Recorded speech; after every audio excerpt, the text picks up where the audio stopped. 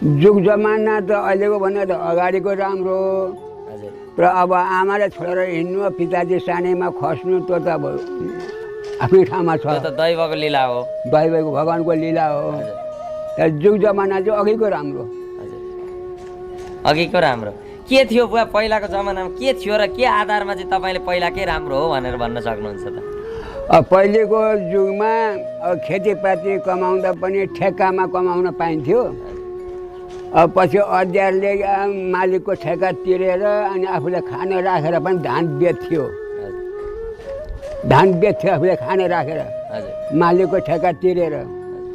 भने अब अहिले त्यो जमाना छैन अब मेरा गोठामा गाई थाके हजुरका गोठामा गाई छन् भने दहीमै खान पाइएन भन्दा लानु एउटा गाई लगेर पाल्नु खानु थाकेपछि ल्याइदिनु भन्थे हजुर अहिले त्यसो भन्छन् भन्दैनन् हजुर भने जुग जमाना समय चाहिँ अगाडिकै राम्रो लाग्छ अगाडिकन संस्कार चाहिँ कस्तो थिए पहिलाको संस्कार र अहिलेको संस्कारमा चाहिँ के भिन्नता पाउनु संस्कार पनि चाहिँ अघिकै राम्रो थियो हजुर के गर्नु पर्थ्यो एउटी छोरीले अथवा एउटा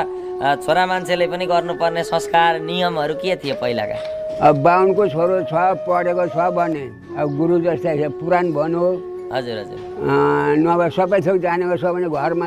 गाउँघरमा के अरे जजमान गऱ्यो हजुर पाठ पूजा बेग वर्तमान नै यस्तै उस्तै जानेको छ भने गऱ्यो हजुर हजुर राम्रै हुन्थ्यो त्यस्तो गर्नु पर्दैन आमाहरूलाई चाहिँ अलिकति पेलिन्थ्यो अरे नि त पहिला आमाहरूलाई चाहिँ अलिक धेरै नियममा बाँधिन्थ्यो अरे बाहरू चाहिँ खुल्ला भएर हिँड्नुहुन्थ्यो अरे नि त के हो त्यो चाहिँ त्यो आफ्नो मन हो त्यो हजुर मन हो